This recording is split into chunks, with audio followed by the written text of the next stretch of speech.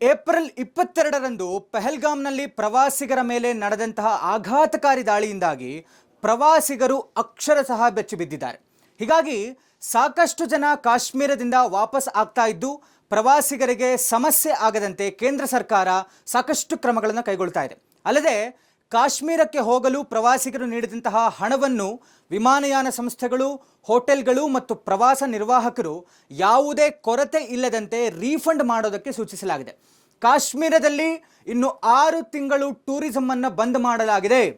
S, ಕೇಂದ್ರ ಪ್ರವಾಸೋದ್ಯಮ ಸಚಿವರಾದಂತಹ ಗಜೇಂದ್ರ ಸಿಂಗ್ ಶೇಖಾವತ್ ಅವರು ತಮ್ಮ ಎಕ್ಸ್ನಲ್ಲಿ ಟ್ವೀಟ್ ಮಾಡಿ ಈ ವಿಷಯವನ್ನು ಹಂಚಿಕೊಂಡಿದ್ದಾರೆ.